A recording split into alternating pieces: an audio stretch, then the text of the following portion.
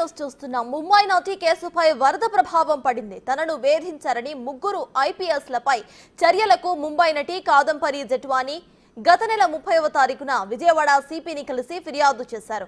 ఫిర్యాదు సమయంలో 3 రోజుల పాటు విజయవాడలోనే ఉన్నారు ఆమె. 10 గంటల పాటు నటి వద్ద స్టేట్మెంట్ రికార్డు చేశారు పోలీసులు. అయితే ముంబై నటి తల్లిదండ్రుల నుంచి కూడా పోలీసులు వాంగ్మూలాన్ని తీసుకున్నారు. జెట్వానీ ఫిర్యాదు నాటి నుంచి వర్షాలు వరదలతో విజయవాడ అతలాకుతలమవుతుంది. ఇప్పటికీ వరద బారి నుంచి నగరం ఇంకా పూర్తిగా కోలుకోనే లేదు. పోలీసులు వరద సహాయక చర్యల్లోనే నిమగ్నమయ్యారు.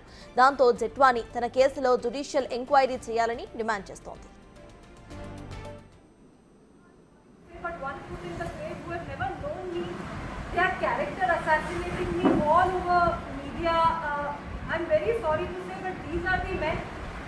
Who want to take advantage of women, who have been rejected so badly by women that now they hate women, they've turned misogynists, and these are the men that unfortunately harm, abuse, rape, gang rape women. These are the men that do that, and I feel very sorry for their daughters, for their sisters, for their wives and their mothers. How do they put up with these men?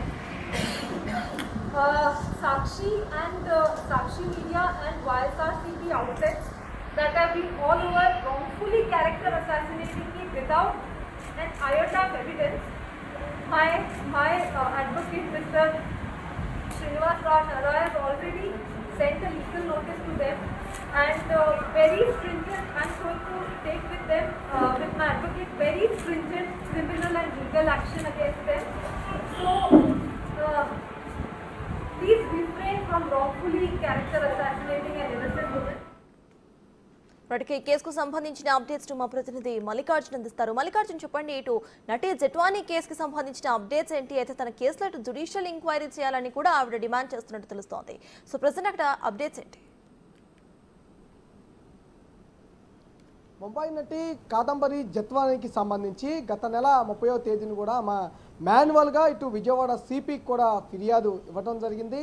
ప్రధానంగా ఎప్పుడైతే ఫిబ్రవరి 2వ తారీఖు ఆమెపై ఏదైతే ఇబ్రహీంపట్నంలో case నమోదైందో దాంట్లో అక్రమంగా తనపై వేధింపులు గురి చేశారు కొంతమంది ఐపీఎస్ అధికారులు. అంటే ముగ్గురు ఐపీఎస్ అధికారులు తనను వేధించారు, తనపై అక్రమ కేసు బనాయించారంటూ కూడా ఆ ఫిర్యాదులో పేర్కొనడం జరిగింది. అప్పుడున్న గతంలో పనిచేసిన ఏసీపీ, డీసీపీ కానీ, అప్పుడున్న సిపి కానీ, అలాగే ఇంటెలిజెన్స్ సీతారామాంజనేయులు కానీ, విశాల్ గున్ని కానీ, అలాగే కాంతిరాణ టాటా కానీ, వీళ్ళ ముగ్గురుపై కూడా ఆమె ఫిర్యాదు చేసింది. వీళ్ళ ముగ్గురు ఆధ్వర్యంలోనే తనపై వేధింపులు అనేది గురి చేశారు. తన కుటుంబం మొత్తాన్ని కూడా ఇటు జైలుకు కూడా పంపించారు. ఇది అక్రమ కేసులు చేశారంటూ కూడా ఆమె ఫిర్యాదు చేయడం జరిగింది. ఎవరైతే ఆ వైసీపీకి సంబంధించిన నేత ఎవరైతే ఉన్నారో విద్యాసాగర్, కుక్కల విద్యాసాగర్ ఫిర్యాదు మేరకు ఆ కేసు నమోదు చేశారు. అప్పుడున్న పోలీసులు విద్యాసాగర్కి వత్తాసు పలికారంటూ కూడా ఆమె నిన్న మీడియా ముఖం కూడా చెప్పడం జరిగింది. ఎప్పుడైతే 30వ తారీఖున కేసు ఆమె ఫిర్యాదు ఎప్పుడైతే ఇచ్చిందో ఆ రోజు నుంచి విజయవాడ నగరం మొత్తం కూడా పూర్తిగా కూడా వరద సహాయక చర్యల్లో పోలీసులు అయితే బందోబస్తు నిర్వహిస్తూ ఉన్నారు.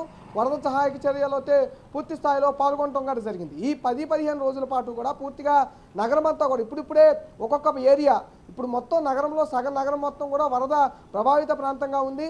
ఒక్కొక్క ఏరియా ఇప్పుడిప్పుడే వరద నుంచి బయటపడుతున్న పరిస్థితి కూడా కనిపిస్తూ ఉంది. ఆమె ప్రధానంగా తమ కేసులో వరద వల్ల ఇబ్బంది, పోలీసులు అక్కడ కేసుకు సంబంధించి కొంత ఇబ్బంది అయితే కలుగుతూ ఉంది. వరద వల్ల పోలీసులందరూ కూడా అటు డ్యూటీ చేస్తూ ఉన్నారంటూ కూడా ఆమె చెప్పడం జరిగింది. నిన్న కూడా సిపిని కలిసి ముందు అసలు ఈ కేసుకు సంబంధించి ఏదైతే ఫిర్యాదు చేశానో ఆ ఫిర్యాదు మీద ఎఫ్ఐఆర్ నమోదు చేయాలని కూడా ఆమె డిమాండ్ చేయడం జరిగింది. అలాగే ప్రధాన కారకుడు ఎవరైతే ఉన్నారో కుక్కల విద్యాసాగర్ వైసీపీ నేత, అతన్ని ముందు అరెస్ట్ చేయాలని కూడా డిమాండ్ చేయడం జరిగింది.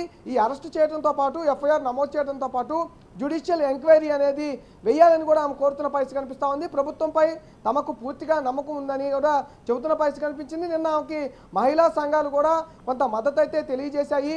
పూర్తిగా ప్రభుత్వం కూడా తెలిసిన విషయం వెంటనే కాదంబరికి ప్రభుత్వం కూడా వెంటనే కేసు నమోదు చేయమని చెప్పటం, వారిని ఫిర్యాదు తీసుకోమని చెప్పటం, ఇన్వెస్టిగేషన్ చేయమని చెప్పడం దాంట్లో కూడా సంతోషం వ్యక్తం చేస్తాం అంటూ కూడా మహిళా సంఘాలు నిన్న కోరడం జరిగింది. ఒక్క వరద ప్రభావం వల్ల కాదంబరి కేసుకు సంబంధించి స్లోగా అనేది ఇన్వెస్టిగేషన్ అయితే జరుగుతున్న పరిస్థితి కనిపిస్తూ ఉంది.